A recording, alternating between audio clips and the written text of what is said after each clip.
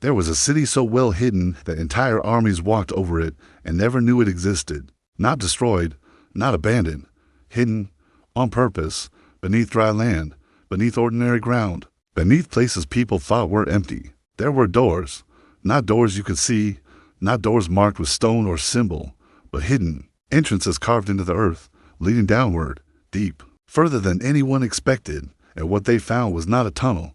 It was a city, not a small one, not a temporary shelter, a fully engineered underground civilization, layer after level, rooms carved with precision, hallways designed with intention, entire systems built, not for comfort, but for survival. This wasn't random. This wasn't primitive. This was planned. At the surface, everything looked normal.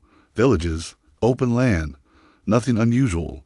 But below, thousands of people could disappear without a trace, and they did when invaders came. They didn't defend the land. They didn't fight. They didn't stand their ground. They vanished. Entire populations gone overnight.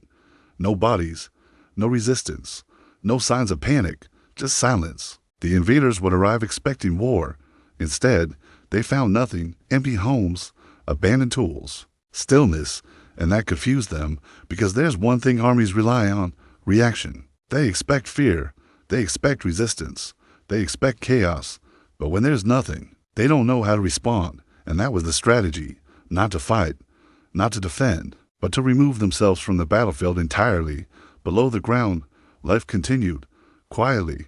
Control, discipline. There were ventilation systems so air could travel through multiple levels. There were food, storage rooms designed to last for long periods. There were narrow tunnels built in ways that forced movement to slow down. And there were massive stone doors that could be rolled into place, sealing entire sections of the city. These weren't just shelters, they were defensive systems. Every detail had a purpose, every design solved a problem. Every structure assumed one thing: at some point, someone will come looking, and if they did, they wouldn't find an easy target. Some tunnels were intentionally confusing, built to disorient anyone unfamiliar. Some passages narrowed so tightly only one person could pass at a time. Others led nowhere. Dead ends, traps for those who didn't understand. Imagine entering a place like that. No light, no sound, no map, and no idea how deep it goes. Now imagine knowing that the people who built it understand every inch of it. That's not a battle. That's control. And control is always more powerful than force. Above ground, kingdoms fell, cities burned, empires collapsed. But below, this civilization endured, not because they were stronger, but because they understood.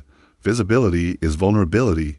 If your enemy can see you, they can plan. If they can find you, they can attack. If they can predict you, they can defeat you. So these people chose something different.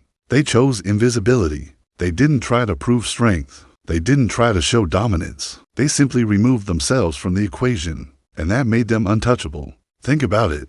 Every war is based on one assumption: that both sides will engage, that both sides will show up, that both sides will fight. But what happens when one side refuses? There's nothing to conquer, nothing to destroy, nothing to win, and that breaks the entire system. The invaders will leave, confused, frustrated, unfulfilled, because there's no victory in conquering emptiness.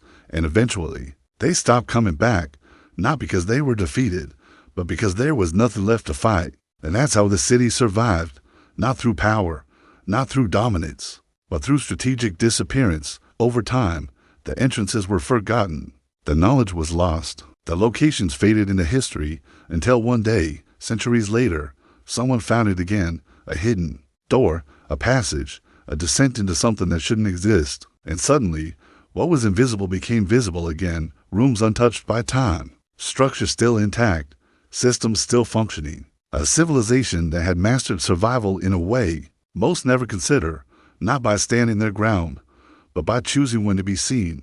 Most people think survival is about strength, about fighting harder, about pushing back, about proving dominance. But history tells a different story.